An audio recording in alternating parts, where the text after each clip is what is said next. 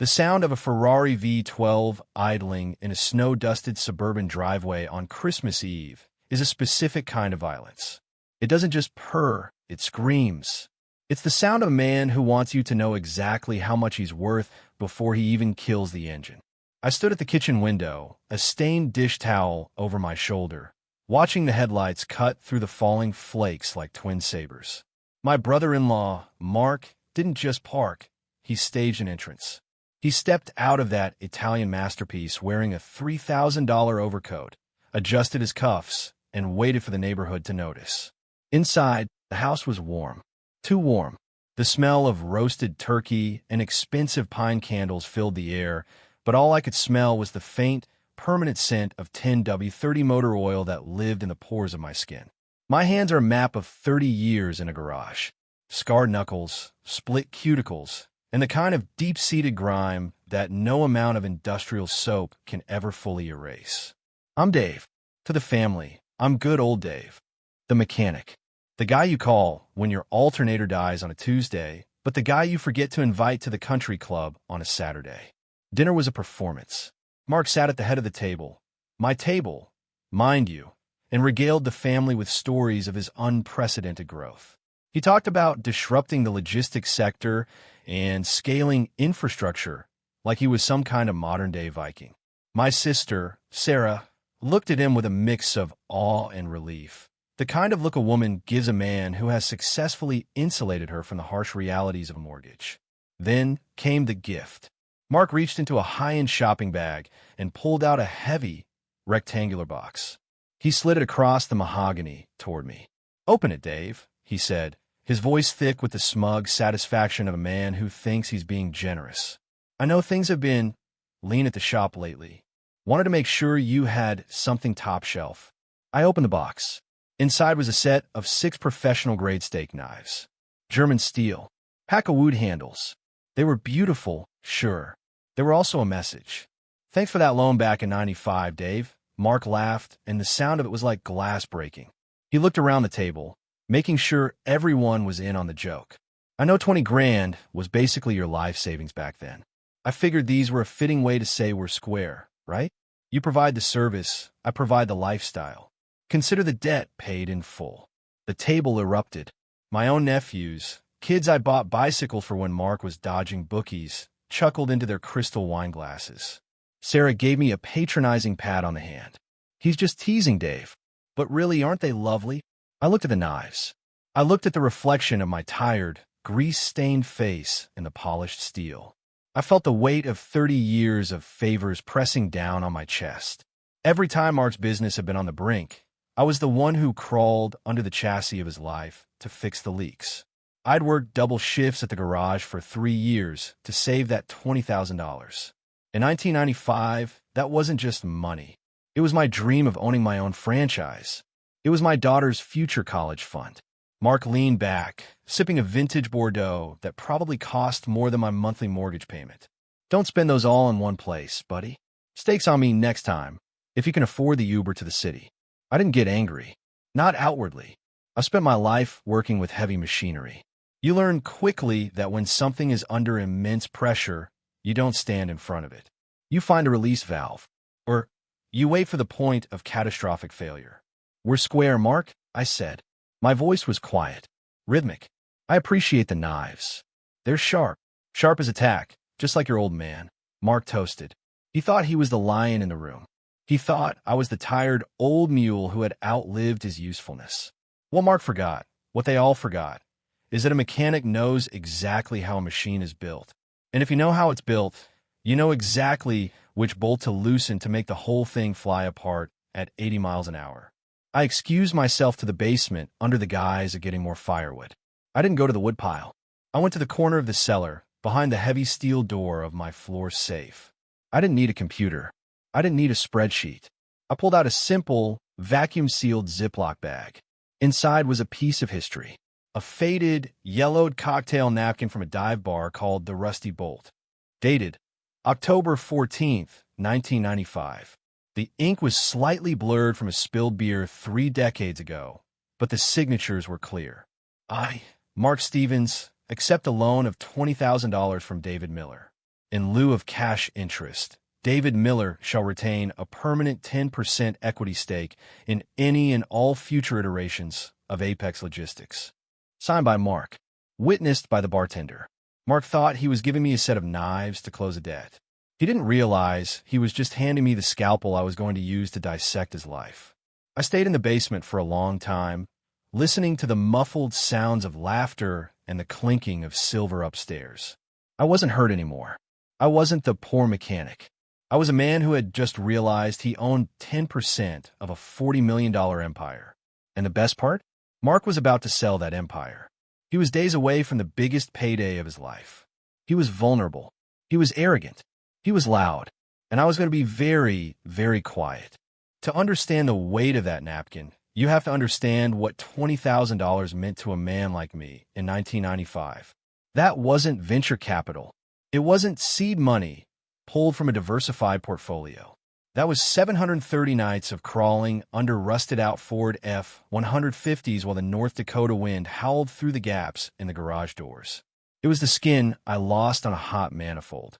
It was the permanent ache in my lower back and the smell of brake fluid that seemed to be tattooed into my lungs. I was 28 years old, and I was saving for a life that didn't involve breathing exhaust fumes. I had a vision of Miller's Precision Auto, a shop where the floors were epoxied and the tools were organized. My ticket out. Mark, on the other hand, was a visionary. That's what people call a man who is too proud to work, but too broke to pay his tab. He had this idea for a software-integrated logistics chain, way ahead of its time. I'll give him that. But he had a gambling habit that outpaced his intellect.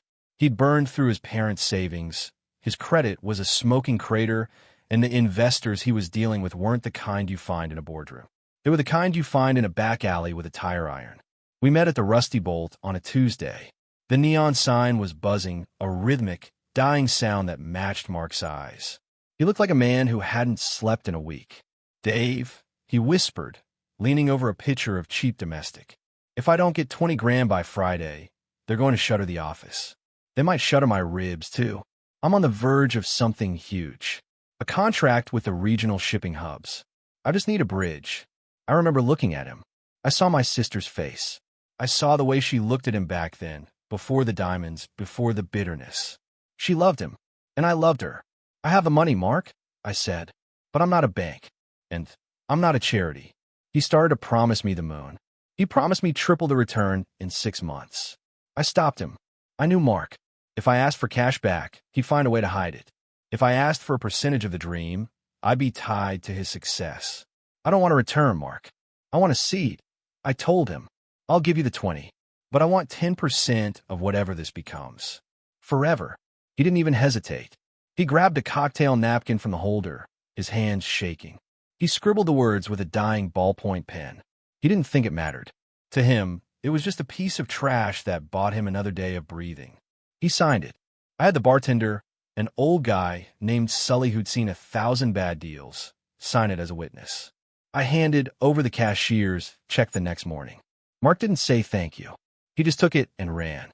For the next 30 years, I watched from the sidelines. I watched that 20 grand turn into a small office. I watched that office turn into a warehouse. I watched the warehouse turn into Apex Logistics Solutions, a powerhouse that controlled the flow of goods across 4 states. Mark changed, too. The desperation turned into a polished, impenetrable layer of arrogance.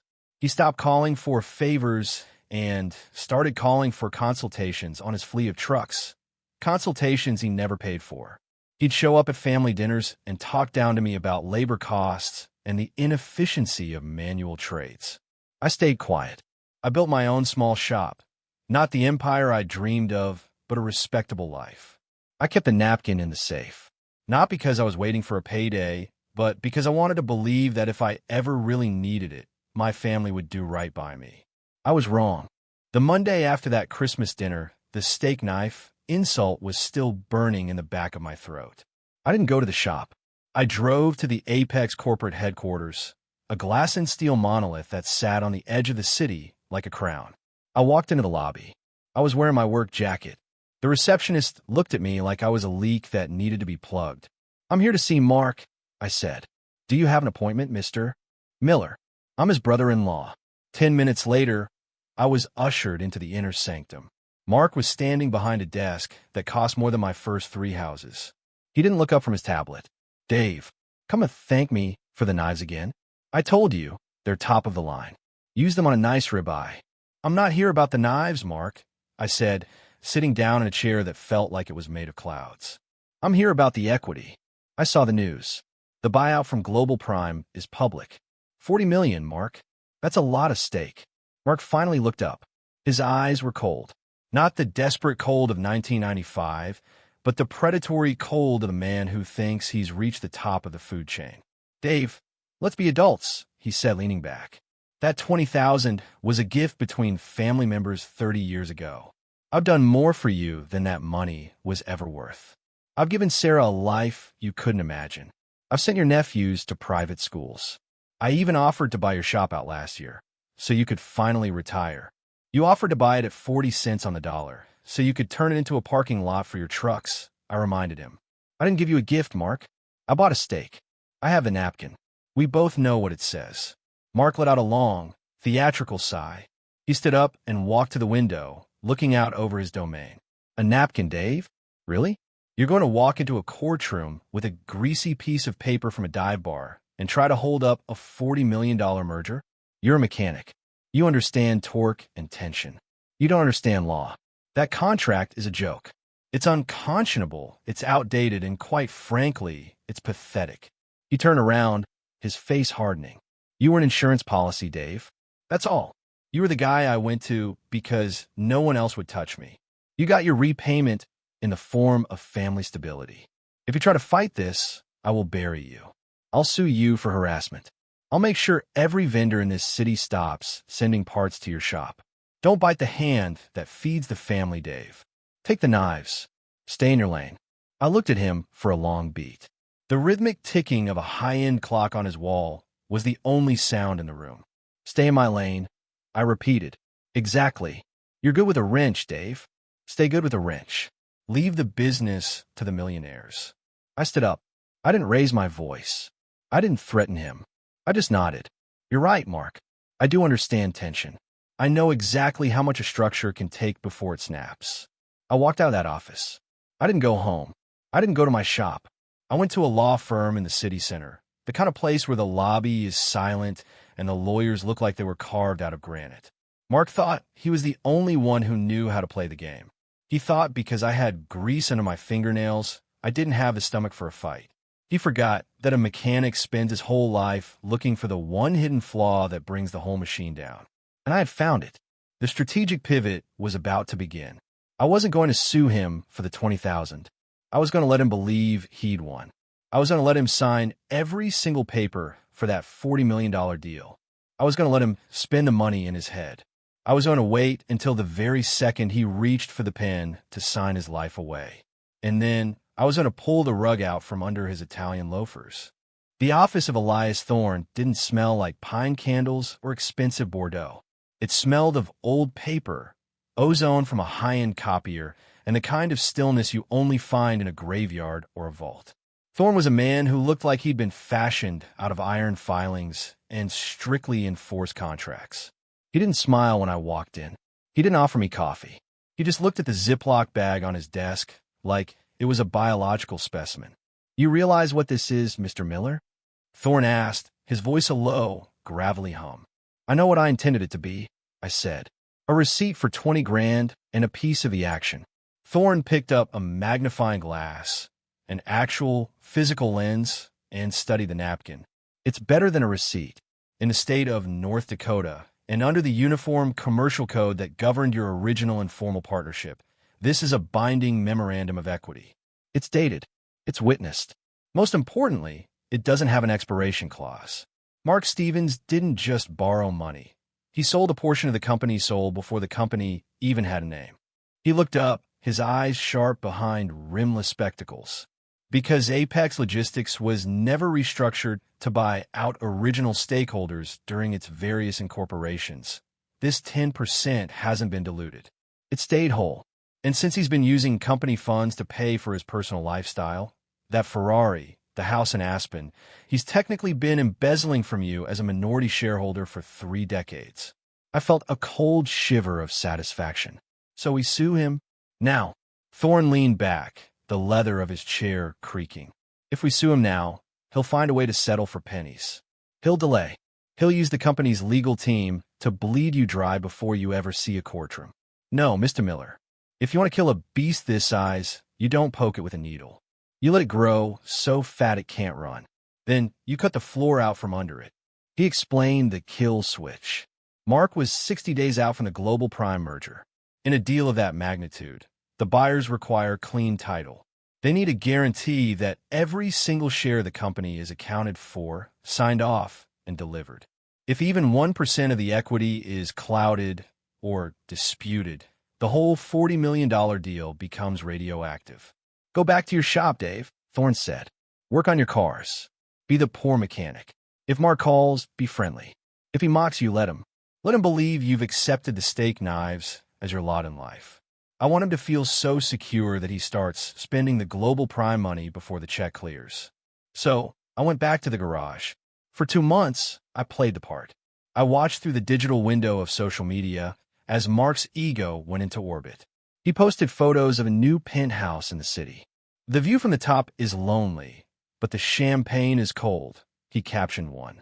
He took my sister on a shopping spree in Paris, posting pictures of designer bags that cost more than my tow truck. He was leveraging everything. He took out a bridge loan, $5 million, using his projected payout from the merger as collateral. He was betting his entire future on the fact that I was too small to matter. He even called me once, 3 weeks before the closing date. Dave, just checking in, he boomed. The sound of wind rushing past him suggested he was in the Ferrari. Listen, I'm having a little pre-wealth gala at the club next Friday. I'd invite you, but you know it's black tie. I don't think they make tuxedos in greasy mechanic size. But hey, I'll send you a picture of the lobster. No worries, Mark, I said, my voice steady, my eyes on the calendar. I've got a heavy workload anyway. Lots of oil changes. That's the spirit. Keep grinding, buddy. Someone's got to keep the wheels turning. He hung up, laughing. I put the phone down and picked up a torque wrench. I wasn't angry. I was clinical. I was watching the tension build in the bolt. I knew exactly how many more turns it could take. The silence was the hardest part. My sister called, bragging about the private schools they were looking at for the boys. My neighbors asked why I was still working 12-hour days if my brother-in-law was a tech titan. I just nodded and told them I liked the work. Inside, I was counting the days. Elias Thorne was filing the paperwork in secret, keeping it under seal until the absolute last moment. We weren't just going for the $4 million. We were going for the nuclear option. In the world of high-stakes mergers, timing isn't just everything. It's the only thing. If you strike too early, the enemy can pivot. If you strike too late, the money is gone. You have to strike at the moment of maximum leverage. That moment was the signing ceremony. Thursday, February 12th, 10 a.m. Mark had invited the local press. He wanted the world to see him sign the document that would make him one of the wealthiest men in the state. He wanted the flashbulbs. He wanted the legacy. I spent Wednesday night cleaning the grease from under my fingernails. I used a pumice stone until my skin was raw. I put on the one suit I owned, the one I'd bought for my father's funeral. It was a bit loose, a bit dated, but it was clean. I looked at the napkin one last time before putting it back into Thorne's hands. You ready, Dave? He asked me over the phone. I've been ready for 30 years, Elias. Let's go see what 10% of a dream looks like. The boardroom of the Apex headquarters was a cathedral of glass and ego. The table was a 20-foot slab of polished obsidian, and the air was thick with the scent of expensive cologne and the electric hum of impending wealth. Mark was at the center of it all. He was wearing a silver gray suit that probably cost more than my first shop, leaning back with a gold fountain pen in his hand like it was a scepter. The buyers from Global Prime were there, 4 men in dark navy suits with the predatory gazes of sharks that had already smelled blood in the water. They were ready to hand over the check. The local news crew was in the corner, cameras ready to capture the local boy makes good story for the evening broadcast. I walked in at 10:05 a.m. The heavy oak doors groaned as I pushed them open. I wasn't alone. Elias Thorne walked a step behind me, his briefcase looking like a weapon of war. The room went silent. Mark's face went through a rapid transformation. Confusion, then annoyance, and finally, a deep, ugly shade of crimson. "Dave," Mark barked, his voice echoing off the glass. "What the hell are you doing here? This isn't a family barbecue. We're in the middle of a private transaction. Get out before I have security toss you into the street." I didn't stop. I walked right up to the obsidian table opposite him. I didn't look at the cameras. I looked at the $40 million contract sitting in front of him. "I'm here for my 10%, Mark," I said. My voice was low, rhythmic, and perfectly calm. The kind of calm you feel when you've already tightened the last bolt. Mark let out a harsh, jagged laugh. He looked at the Global Prime executives. "Gentlemen, I apologize for this. My brother-in-law is he's a mechanic. He's had a bit too much to drink, or perhaps just a bit too much envy. Dave, I gave you those knives. We're done. Leave." One of the Global Prime suits leaned forward. "Mr. Stevens, who is this?" "He's nobody," Mark snapped. "A disgruntled relative." "Security." Elias Thorne didn't wait for security. He stepped forward and placed a single blue-backed legal folder on top of the $40 million contract. It was a notice of claim of ownership and a lease pendants against the assets of Apex Logistics Solutions. "My name is Elias Thorne," my lawyer said, and the name alone made the Global Prime team stiffen. "I represent Mr. David Miller, a 10% equity stakeholder in this firm. My client has not seen, reviewed, or approved the terms of this merger. Furthermore, we are filing a formal stay of sale due to gross mismanagement of shareholder records and the illegal commingling of corporate and personal funds." The room went cold, the kind of cold that freezes the blood in your veins. Mark's hand started to shake. The gold pen clattered onto the table. "That's a lie. He has no equity. There's no record." "There's this," I said. I reached into the folder and pulled out a high-resolution, forensic copy of the 1995 cocktail napkin. I slid it across the obsidian table. It looked small and pathetic in that grand room, a yellowed scrap of paper from a dive bar. But as it slid toward the lead executive from Global Prime, it had the weight of a tombstone. The executive picked it up. He read it. He looked at the signature. He looked at the witness line. Then he looked at Mark. "Is this your signature, Stevens?" the executive asked. His voice was like a razor. Mark didn't answer. He couldn't. His mouth was moving, but no sound was coming out. He looked at the napkin like it was a snake that had just bitten him. "It's a joke," Mark finally shrieked. "It was 30 years ago. It's a napkin. You can't stop a $40 million deal over a napkin." "We aren't just stopping the deal, Mr. Stevens," Thorne said, his voice cutting through Mark's hysterics. "We are clouding the title. By law, Global Prime cannot proceed with this acquisition until the ownership dispute is resolved in a court of equity. And given that my client has been denied his dividends for 3 decades, we will also be seeking an immediate injunction to freeze all of your personal and corporate accounts, including the $5 million bridge loan you took out last month." That was the nuclear moment. Mark's eyes went wide. He had spent money he didn't have. He had personal guarantees on that $5 million loan. If the deal didn't close today, those loans would default. The bank would move in on the penthouse, the Aspen house, and the Ferrari within 48 hours. The lead buyer from Global Prime stood up and closed his briefcase with a definitive click. "The deal is off the table, Stevens," the buyer said. "Call us when you've cleaned up your trash. If you can." They walked out. The news crew, smelling a much better story, a downfall story, trained their cameras right on Mark's sweating, pale face. Mark collapsed into his leather chair. The titan of industry looked like a broken child. He looked at me, and for the first time in 30 years, he wasn't looking down. "Dave," he whispered, "you'll ruin me. Sarah, the kids, they'll lose everything. I'll be bankrupt by Monday." I leaned over the table, my grease-stained hands resting on the polished obsidian. "You should have taken the 20,000 seriously, Mark," I said. "You thought I was just the guy who fixed the leaks. You forgot that the guy who knows how to fix it also knows exactly how to break it. The fallout was a slow-motion car crash, and I had a front-row seat. Because the merger was frozen, Mark's house of cards didn't just fall. It imploded. The banks didn't wait. They are remarkably efficient when they realize they've been lied to. Within 2 weeks, the Ferrari was gone, towed out of that suburban driveway by a guy I actually knew from the trade. I gave him a tip and told him to be careful with the transmission. Mark tried to sue me for tortious interference, but Thorne ate his legal team alive. We had the napkin. We had the evidence of his embezzlement. We had the high ground. In the end, Mark didn't get $40 million. He didn't even get $4 million. After the creditors, the bridge loan defaults, and the legal fees, he was left with less than nothing.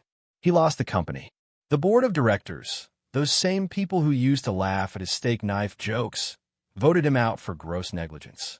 They settled with me for my 10% just to get the lease pinned-ins removed so they could sell what was left of the company to a competitor.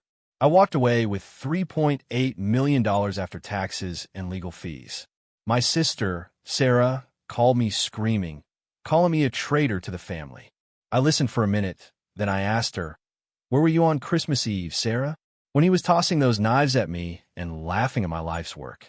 "You weren't family then. You were just part of the audience." I hung up. I didn't feel joy exactly. I felt the same feeling you get when you finally finish a complex engine rebuild and turn the key. The sound of everything finally clicking into place. I used the money to buy the building my shop was in. I bought the buildings on either side, too. I turned it into Miller's Precision Engineering. It's the cleanest shop in the state. The floors are epoxied. The tools are organized. And in the lobby, in a simple black frame, sits a cocktail napkin from 1995. Mark? Last I heard, he's working as a consultant for a third-rate logistics firm in a town no one's heard of. He doesn't drive a Ferrari anymore. He drives a used sedan with a knocking sound in the engine that he can't afford to fix. He called me once, a few months ago. He didn't yell. He asked for a job. "I'm a mechanic, Mark," I told him. "I only hire people who know the value of the work." "And you? You never even knew the value of a napkin." This is the part where people tell you that money doesn't buy happiness. And they're right. It doesn't. But what it does buy is the ability to choose who gets to disrespect you. Justice isn't always about a judge in a black robe or a gavel hitting a bench. Sometimes justice is just a long-term investment. It's the silence of a man who knows he holds the kill switch, while his enemy is busy building a pedestal for himself. Mark made the mistake of thinking that my quietness was a sign of weakness. He thought that because I worked with my hands, I didn't have a mind for the long game.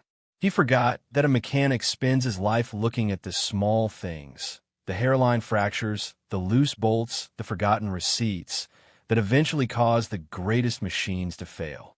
If you're out there and you're being mocked by the very people you helped build up, remember this. Keep your receipts. Keep your silence. And never, ever underestimate the power of a quiet person who has nothing to lose and everything to prove. Because when the strategic pivot comes, it won't be loud. It'll be the sound of a pen stopping just before it hits the paper. It'll be the sound of a Ferrari being towed away in the middle of the night. It'll be the sound of the world finally being made right. I'm Dave. I fix things. And Mark, consider the debt paid in full.